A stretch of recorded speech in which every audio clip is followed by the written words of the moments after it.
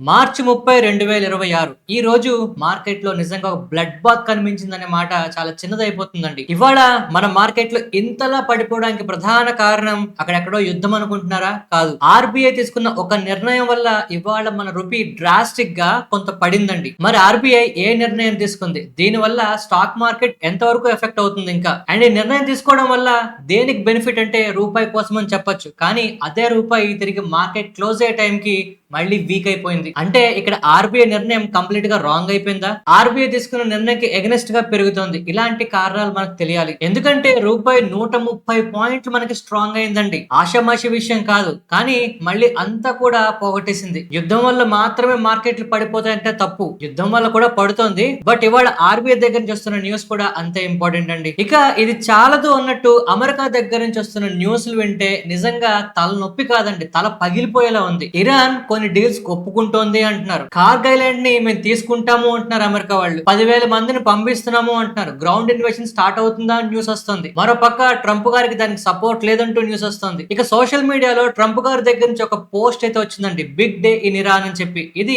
చాలా చాలా సీరియస్ గా తీసుకోవాల్సిన విషయం అండి. ఇక ఈ ఇజ్రాయెల్ ఇరాన్ వార్ లోకి మరొక పక్క హౌతీ వాళ్ళు కూడా ఎంటర్ అవుతున్నారు. సో మల్టీ ఫ్రంట్ వార్ కింద కన్వర్ట్ అయిపోతుంది. యుద్ధం మొదలై నెల రోజులు దాటిపోతుందండి. సో ఇంత కన్ఫ్యూజన్ ఎందుకు ఉంది మార్కెట్ లో? అసలు యుద్ధం ఏ విషయమై మొదలైందో ఇప్పుడు ఎటు పక్క వెళ్తుందో చాలా ఇబ్బందిగా ఉంది పరిస్థితి. ఇక ఇక్కడికి ఆగను అన్నట్టు ఇజ్రాయెల్ వాళ్ళు దాడులు కొనసాగిస్తున్నారండి. ఇజ్రాయెల్ మీద ఇరాన్ వాళ్ళు మళ్ళీ ఫ్రెష్ గా దాడులు చేస్తున్నారు. ఇరాన్ లో ఉన్న యురేనియం మొత్తం తీసేసుకుంటామని, కార్గ్ ఐలాండ్ ని లాగేసుకుంటామని, అక్కడ రెజ్యూమ్ చేంజ్ చేసేస్తున్నామని, డీల్ ఆల్మోస్ట్ కుదిరిపోయిందని, మరి ఇవన్నీ జరుగుతుంటే ఇంకా యుద్ధాలు దాడులు ఎందుకు జరుగుతున్నాయి? ఇది ఇంకా ఎంతవరకు జరుగుతుంది? దీని ప్రభావం వల్ల మన మార్కెట్లు ఇంకా ఎంతవరకు పడిపోతాయి? దీని మీద మనకు క్లారిటీ రావాలండి. అండ్ ఇక్కడ అన్నిటికన్నా పెద్ద ట్విస్ట్ తెలుసా అండి? అమెరికా ఇప్పుడు సడన్ గా యుద్ధం వదిలేసి వెనక్కి తగ్గే ఆలోచనలు కూడా చేస్తోంది. ఇక ఇదే జరుగుతుందనేలాగా మనకి కాస్త అవకాశాలు కూడా ఉన్నాయి. ఒకవేళ ఇదే జరిగితే ఇజ్రాయెల్ యుద్ధం ఆపుతుందా? ఇరాన్ వాళ్ళు ఇజ్రాయెల్ వదులుతారా? ఎందుకంటే ఇరాన్ ఇప్పటికీ ఒక్కసారి కూడా యుద్ధం ఆపుతామనేలాగా మాటలు చేయలేదు. యుద్ధం ఆపేదే లేదు, అసలు తగ్గేదే లేదు అన్నట్టు మాట్లాడుతున్నారు. ఈ టైంలో అటు అమెరికాకి వార్నింగ్ ఇస్తున్నారు, ఇటు ఇజ్రాయెల్ కి వార్నింగ్ ఇస్తున్నారు. అండ్ మిగిలిన దేశాలు ఎవరైనా అమెరికాకి ఇజ్రాయెల్ కి సాయం చేస్తే వాళ్ళ మీద కూడా దాడులు చేస్తామంటున్నారు. మరి ఈ నేపథ్యంలో మన మార్కెట్లు ఇంకా ఎంతవరకు పడతాయి? ఈ పడే క్రమంలో మనకి ఇంకా పెద్ద పెద్ద న్యూస్లు అయితే వస్తున్నాయండి. ఇరాన్ వాళ్ళు బహ్రెయిన్ లో ఉన్న ఇజ్రాయెల్ అల్యూమినియం ప్లాంట్ మీద దాడి చేశారు. ఇది ఖచ్చితంగా వరల్డ్ వైడ్ అల్యూమినియం తలక ప్రైస్లను ఎఫెక్ట్ చేస్తుంది ఫర్దర్ గా. ఇది అమెరికాకి చాలా పెద్ద దెబ్బే. మరో పక్క అమెరికాలో జనాలందరూ రోడ్ల మీదకి వచ్చి యుద్ధం కరెక్ట్ కాదు అని చెప్పి కంప్లీట్ గా ట్రంప్ కి అగెనిస్ట్ గా నినాదాలు చేస్తున్నారు. ఈ ప్రెజర్ ఎక్కువ అవుతున్న క్రమంలో యుద్ధం సడన్ గా ఆపేస్తారా, ఇంకా ఎక్కువ అవుతుందా, లేదు ఫైనల్ గా ఇరాన్ మీద అతి పెద్ద టార్గెట్ చేసి ఇంతవరకు జరిగినటువంటి అతిపెద్ద దాడి ఫర్దర్ గా ప్లాన్ చేయబోతున్నారా? ఇలాంటి విషయాలన్నీ ఇవాళ వీడియోలో మనం మాట్లాడదాం. మిస్ అవ్వకుండా చూడండి. అండ్ ఇక్కడ నేను చెప్పే ఏ పాయింట్ అయినా మీకు కరెక్ట్ అనిపించినా నచ్చినా మన వీడియోకి ఒకసారి లైక్ చేయండి, మన ఛానల్కి సబ్స్క్రైబ్ చేయండి. నా నుంచి వచ్చే ఏ అప్డేట్ కూడా మీరు మిస్ అవ్వకుండా చూస్తారు. అలాగే వీడియో కింద కామెంట్ సెక్షన్ కొంచెం స్వైప్ చేస్తే మీకు హైప్ అనే ఆప్షన్ కూడా కనిపిస్తుందండి. అది క్లిక్ చేస్తే మా ఛానల్కి మీరు బాగా సపోర్ట్ చేసిన వాళ్ళు అవుతారు. ఈ హెల్ప్ చేస్తారని ఆశిస్తూ లెట్స్ కంటిన్యూ ద వీడియో. ఇవాళ మార్కెట్ లో రక్తపాతం అయితే జరిగిందండి. నిఫ్టీ 22,331 దగ్గర క్లోజ్ అయింది. 488 పాయింట్లు డౌన్ అయిందండి. ఇక నా పోర్ట్ఫోలియో 5% నెగిటివ్ గా ఉంది ఇవాళ ఒక్కరోజే. Bank Nifty more than 2% negative గా ఉంది. ఇప్పుడు నిఫ్టీ పడిందన్నా బ్యాంక్ నిఫ్టీ పడిందన్నా ఒకటైనా నెగిటివ్ గా పాజిటివ్ గాను మనకు కనిపిస్తుండాలండి. కానీ ఇవాళ బ్యాంక్ నిఫ్టీ కంప్లీట్ గా పడిపోయింది, క్రాష్ అని చెప్పొచ్చు. మరి దీనికి గల ప్రధాన కారణాలు మన ఆర్బీఐ తీసుకున్న ఒక నిర్ణయం. పోనీ ఆ నిర్ణయం వల్ల ఏమైనా మంచి జరిగిందా అంటే దాని తాలూకా సైడ్ ఎఫెక్ట్స్ మనం ఫర్దర్ గా చూడబోతున్నామండి. ఈ నేపథ్యంలో మన పోర్ట్ఫోలియోస్ ఇంకా నెగిటివ్ గా ఉంటాయా అంటే ఎటు చెప్పలేని పరిస్థితి. మరి నా పోర్ట్ఫోలియో 5% పడింది.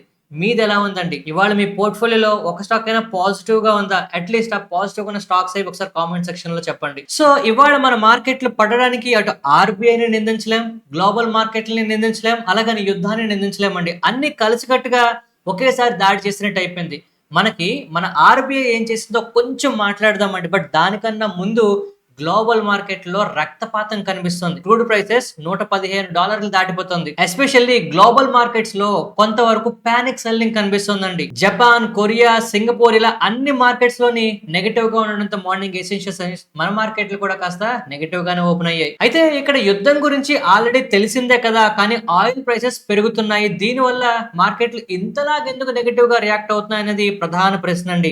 ఇప్పుడు $115 దాటిపోతోంది. ఈ ఆయిల్ ఇలాగే పెరిగితే ఫర్దర్ గా ఇన్ఫ్లేషన్ పెరిగిపోతుంది. గడిచిన 2 వారాల్లో ఆల్మోస్ట్ 60-70% ప్రైసులు పెరిగిపోయంటే నెక్స్ట్ వచ్చే క్వార్టర్ లో నెంబర్స్ ఎంత దారుణంగా ఉంటాయో. ఇన్ఫ్లేషన్ పెరిగిపోతుందనే భయం వల్ల మన మార్కెట్లే కాదు, ప్రపంచ మార్కెట్లు నెగిటివ్ గా ఉన్నాయి. ఇక్కడ ఇంకొక ప్రాబ్లం ఏంటి అంటే, ఈ ఆయిల్ ప్రైసెస్ పెరిగిపోతున్నాయి అందుకే మార్కెట్లు పడిపోతున్నాయి అంటే పోనీ పర్వాలేదు అనుకుంటాం. మరో పక్క ఆయిల్ సప్లై చైన్స్ కి ఇలా అన్ని విధాలుగా డేంజర్ బెల్స్ అయితే మోగుతున్నాయండి.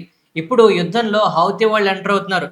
వీళ్ళే కనుక ఎంటర్ అయితే ఆయిల్ ట్యాంకర్స్ ని పేల్చేస్తే దిక్కెవరు అడగడానికి. సో ఇప్పుడు మార్కెట్ లో భయాలు ఎలా ఉన్నాయంటే, హిస్టరీలోనే biggest oil disruption or energy crisis వస్తున్నాయి అనేలాగా మార్కెట్ లో పరిస్థితులు కనిపిస్తున్నాయి. సో ఇప్పుడు ఆయిల్ ప్రైసెస్ పెరగకుండా ఉండేలాగా మార్కెట్ లో ఏమైనా చర్యలు కనిపిస్తున్నాయా అంటే సున్నా కంప్లీట్ గా. ఎందుకంటే ట్రంప్ గారు నెక్స్ట్ ఆ కార్గ్ ఐలాండ్ ని టేక్ ఓవర్ చేస్తాము అంటున్నారు. ఫస్ట్ దాడి చేసేస్తాము, ఇన్ఫ్రాస్ట్రక్చర్ ని పాడు చేసేస్తామన్న వాళ్ళు ఇప్పుడు దాన్ని తీసుకుంటాం అంటున్నారు. సో మార్కెట్ లో ఒక రకమైన భయం అయితే కంప్లీట్ గా కనిపిస్తుందండి. ఈ కన్ఫ్యూజన్, భయాలు ఇవన్నీ కలిపి మన మార్కెట్లే కాదు అన్ని మార్కెట్లు నెగిటివ్ గా ఉన్నాయి. సో ఇప్పుడున్న పరిస్థితులు చూస్తుంటే అసలు ఏమైనా డీల్ జరిగేలాగా ఉందా ఇరాన్ కి, ఇజ్రాయెల్ కి, అమెరికాకి మధ్యలో అంటే నో. ఇజ్రాయెల్ వాళ్ళు తోసిపుచ్చేస్తున్నారు, మాకు అసలు సంబంధం లేదు, ఏ డీలు మేము మాట్లాడట్లేదని. కానీ అమెరికా నుంచి డైరెక్ట్ గా మెసేజ్లు వస్తున్నాయి, రెజ్యూమ్ చేంజ్ చేస్తున్నామని, తొందరలో యుద్ధం కమింగ్ డేస్ లో ఆగిపోతుందని. లేదు అంటే కొన్ని డీల్స్ కి 15 పాయింట్లు చెప్పారు కదండి, వాటిల్లో కొన్నిటికి ఒప్పుకున్నారని. ఇరాన్ దగ్గర నుంచి అసలు ఆ 15 పాయింట్లు అన్యాక్సెప్టబుల్, అసలు నెగోషియేషన్ కి అవి కరెక్ట్ కాదు అనేలాగా మనకి న్యూస్ వస్తుంది. మరి దీంట్లో నెక్స్ట్ ఏం జరుగుతుందనే కన్ఫ్యూజన్ మార్కెట్ లో ఇన్వెస్టర్లు తలలు పట్టుకునేలా మారిపోతున్నాయి పరిస్థితులకి. సో ఇక్కడ మనం క్లియర్ గా చెప్పుకోవాల్సింది ఏంటి అంటే, ట్రంప్ గారు క్లెయిమ్ చేస్తున్న ఒక విషయం అండి, ఇరాన్ లో రెజ్యూమ్ చేంజ్ అయిపోతున్నది, కమింగ్ డేస్ లో ఇమీడియట్ గా అవుతుందనేలాగా ఆయన చేస్తున్న కామెంట్స్ న్యూస్ లో కూడా కనిపిస్తుంది. కానీ నమ్మాలా పరిస్థితి అంటే అర్థం కావట్లేదు. ఎందుకో చెప్తాను, జాగ్రత్తగా వినండి. ఇప్పుడు రెజ్యూమ్ చేంజ్ అయిపోతుంది అని చెప్తున్నప్పుడు గ్రౌండ్ ఫోర్సెస్ ఎందుకు పంపిస్తున్నారు? మీలో ఎంతమంది విన్నారో నాకు తెలీదు, నేను మాత్రం చాలా క్లియర్ గా చెప్పాను, గ్రౌండ్ ఫోర్సెస్ పంపించనిదే, గ్రౌండ్ ఇన్వేషన్ చెయ్యనిదే రెజ్యూమ్ చేంజ్ చేయడం చాలా కష్టమని. ఈ మాట ఇంకెందరు చెప్పగా మీరు విన్నారు? మన ఛానల్లో నేను చాలా క్లియర్ గా చెప్తున్నానండి.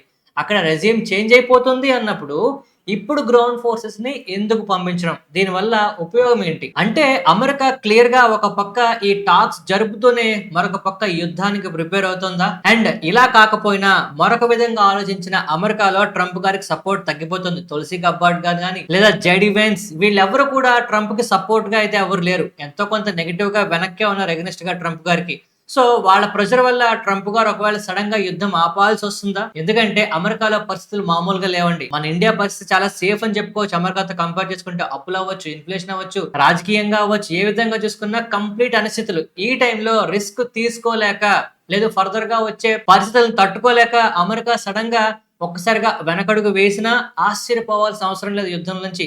సో ఒకవేళ అమెరికా వెనకడుగు వేస్తే ఇజ్రాయెల్ ఏమవుతుంది? అసలు ఇజ్రాయెల్ యుద్ధం ఆపుతుందంటారా? ఒకవేళ అమెరికా వెనకడుగు వేస్తే ఇజ్రాయెల్ ని ఇరాన్ వదులుతుందంటారా? ఇక్కడ పరిస్థితులు దేనికి సమాధానాలు లేవండి. సో అణుబాంబుల గురించి మొదలైన ఈ యుద్ధం ఇప్పుడు ప్రపంచ వ్యాప్తంగా అందరికీ చీకటి రోజులు తీసుకొచ్చేలాగా ఎనర్జీ క్రైసిస్ వైపు అయితే వెళ్ళిపోతుందండి. దీనికి తోడు ఇండియాలో ఏం జరుగుతుందో ఒకసారి చూడండి. ఆర్బీఐ వాళ్ళు బ్యాంకులకి ఒక మ్యాండేట్ తీసుకొచ్చారండి. వాళ్ళ తాలూకా ఫారెక్స్ ఓపెన్ పొజిషన్స్ లిమిట్ పెట్టారనమాట. అంటే ఎగనెస్ట్ గా వీళ్ళు ఇంకా ఆ లిమిట్ దాటి ట్రేడింగ్ చేయలేరు. అంటే వాళ్ళకి టైం ఇచ్చారండి, ఈ టైం లోపు ఎగ్జిస్టింగ్ పొజిషన్స్ అన్ని క్లోజ్ చేయాలి. What ever the positions profit లో ఉన్నా లాస్ లో ఉన్నా. $100 మిలియన్ పర్ డే లిమిట్ అయితే ఇచ్చారు USD కి ఐఎన్ఆర్ క్రాస్ కరెన్సీ ట్రాన్సాక్షన్స్ లో. దీని అర్థం ఏంటి? ఫారెక్స్ రిస్ట్రిక్షన్స్ మన ఇండియాలో బ్యాంకులకు కూడా ఫర్దర్ గా వర్తిస్తుంది. ఇది వాళ్ళ బిజినెస్ కి, వాళ్ళ రెవెన్యూస్ కి, ఒక విధంగా లిక్విడిటీ కూడా కాస్త విఘాతంగా ఉంటుందండి. అందువల్ల బ్యాంక్ స్టాక్స్ పడిపోయాయి. మరి ఇలాంటి నిర్ణయం RBI ఎందుకు తీసుకుంది అంటే, రూపాయి తాలూకా ఫ్లక్చుయేషన్స్ ని కంట్రోల్ చేయడానికి, స్పెక్యులేటివ్ ట్రేడింగ్ ని కంట్రోల్ చేయడానికి. దీనివల్ల రూపాయి మనకి పొద్దున్న స్ట్రాంగ్ అయిందండి. అంటే $94.70 దగ్గర నుంచి $93 కన్నా కిందకి రావడానికి ప్రయత్నం జరిగింది కూడా. కానీ మార్కెట్ క్లోజ్ అయ్యే టైంకి ఆర్బీఐ ఇంత స్ట్రిక్ట్ రూల్ తీసుకొచ్చి బ్యాంకులను ఇబ్బంది పెట్టినా పర్వాలేదని రూపాయిని కంట్రోల్ చేయడానికి చూసినా కూడా ఈవినింగ్ మళ్ళీ ₹94.78 ఆల్మోస్ట్ ₹95 కూడా టచ్ చేసేంత పని చేసింది. అంటే ఆర్బీఐ తీసుకున్న ఈ నిర్ణయం క్షణికావేశమేనా అండి? పొద్దున్న తీసుకుంటే సాయంత్రం కల్లా అంతా పోయిందా అంటే కాదు. దీని వల్ల నెక్స్ట్ ఫర్దర్ గా వైల్డ్ మూవ్స్ రాకుండా ఉంటాయని ఆర్బీఐ చెప్తుంది. బట్ మరి ఇవాళ వచ్చిన మూవ్ ఏంటండి? 130 పాయింట్లు తగ్గి మళ్ళీ 130 పాయింట్లు పెరిగిపోవడం వైల్డ్ మూవ్ కాదా? సో ప్రతి బ్యాంక్ కి ఆర్బీఐ రూల్ పెట్టింది, $100 మిలియన్ కన్నా ఎక్కువ ట్రాన్సాక్షన్స్ ఉండకూడదు, ఎక్స్ట్రా పొజిషన్స్ ఉంటే వాటిని అన్వైండ్ చేసుకోవాలని. దీనివల్ల ప్రాఫిట్ లో ఉన్న ప్రాఫిట్ తగ్గిపోతుంది, లేదా లాస్ లో ఉంటే లాస్ బుక్ చేయాల్సి వస్తుంది ఆ పొజిషన్స్ లో. అయితే ఇక్కడ సమస్య ఏంటంటే బ్యాంక్ నిఫ్టీలో ఉన్న అన్ని బ్యాంకులు పడిపోయాయండి. ఇప్పుడు ఆర్బీఐ దగ్గర లేదు అంటే ఏ పెద్ద బ్యాంకుల దగ్గర రిజర్వ్స్ ట్రేడ్స్ జరుగుతాయి, ఓకే. ప్రతి బ్యాంకు నెగిటివ్ గా ఎందుకు ఫీల్ అవుతుందంటే ఇక్కడే అసలు సమస్య. ఇక్కడ ఆర్బీఐ తీసుకున్న నిర్ణయం వల్ల సెంటిమెంట్ మారిపోయిందండి. సడన్ గా ఆర్బిట్రేజ్ అనేది తగ్గిపోవడం వల్ల బ్యాంకులకు నష్టం రావచ్చు కూడా. మార్కెట్ లో లిక్విడిటీ తగ్గిపోతే అన్నెసరీ కాంప్లికేషన్స్ వస్తాయి. అండ్ ఇప్పుడు ఇదే టైంలో మన రూపాయికి సంబంధించి మళ్ళీ సాయంత్రంకి ఇంతలా పెరిగిపోవడం గల కారణం, వీక్ అవడం గల కారణం ఏంటంటే మన ఇండియాలో 10-year bond yields 7% mark touch చేసాయండి. 7% మనకు బాండ్స్ లో వస్తుంటే ఎఫ్ఐఎస్ ఎందుకు ఉంటారు? రూపాయి వీక్ అవుతుంటే ఎఫ్ఐఎస్ ఎందుకు సెల్ చేయకుండా ఉంటారు ఇండియాలో? ఇవన్నీ కారణాల వల్ల మన మార్కెట్లు ఇంత నెగిటివ్ గా ఉన్నాయి. సో రూపాయి వీక్ అవడం, మరో పక్క ఎఫ్ఐఎస్ సెల్ చేయడం, మరో పక్క క్రూడ్ ఆయిల్ ప్రైసెస్ పెరిగిపోవడం, మరో పక్క ఇన్ఫ్లేషన్ పెరిగిపోతుందని అనుమానాలు కాదు, నిజంగానే పెరగడానికి ఛాన్స్ కనిపిస్తుంది.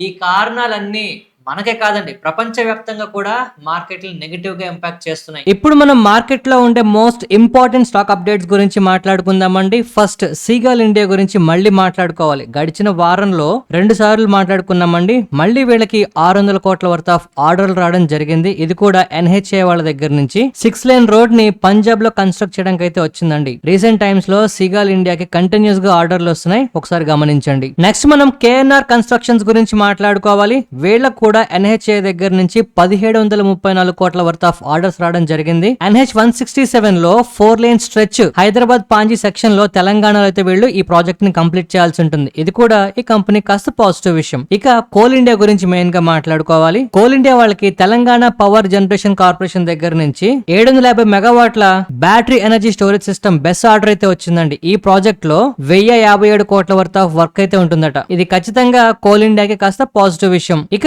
ఈ రోజు మొత్తానికి బాగా హల్చల్ చేస్తున్న న్యూస్ ఏంటి అంటే భారత్ హెవీ ఎలక్ట్రికల్స్ అండి. వీళ్ళకి 13,500 కోట్ల వర్త్ ఆఫ్ ఆర్డర్లు ఎన్టీపీసీ దగ్గర నుంచి రావడం జరిగింది. దీంట్లో భాగంగా తెలంగాణలో 3 800 మెగావాట్ల యూనిట్స్ అయితే వీళ్ళు సెటప్ చేయాల్సింది అయితే ఉంటుందండి, థర్మల్ పవర్ ప్రాజెక్ట్స్ ని. ఇది బిహెచ్ఎల్ కి నిజంగా కాస్త పెద్ద ఆర్డర్ అని చెప్పుకోవచ్చు. నెక్స్ట్ మనం భారతీ ఎయిర్టెల్ గురించి మాట్లాడుకోవాలండి. ఇవాళ ఈ స్టాక్ కాస్త నెగటివ్ గా కనిపిస్తోంది. కారణం ఏంటంటే దీంట్లో 33.4 లక్షల షేర్లని సొసైటీ జనరల్ వాళ్ళు అయితే అమ్మడం జరిగిందండి. అప్రాక్స్ గా 612 కోట్ల వర్త్ ఆఫ్ ట్రాన్సాక్షన్ ఇది. అయితే దీంట్లో యావరేజ్ ప్రైస్ వచ్చేసి ₹1834 దగ్గర అయితే జరిగింది. అయితే ఈ అమ్మిన షేర్ ని బిఎన్పి పరిబాస్ ఫైనాన్షియల్ మార్కెట్స్ వాళ్ళైతే పికప్ చేశారండి. మొత్తానికి ఏంటంటే ఈ న్యూస్ ఇవాళ భారతీ ఎయిర్టెల్ లో కొంత బజ్ అయితే క్రియేట్ చేసింది. ఇక ఎన్టీపీసీ గురించి మాట్లాడుకోవాలండి. ఎన్టీపీసీ లో బోర్డ్ ఆఫ్ డైరెక్టర్స్ ఆల్మోస్ట్ 5,800 కోట్ల వర్త్ ఆఫ్ క్యాపెక్స్ ప్లాన్స్ కి అయితే అప్రూవల్ అయితే ఇవ్వడం జరిగిందండి. దీంట్లో భాగంగా 4.7 gigawatt per hour battery energy storage system కోసం అయితే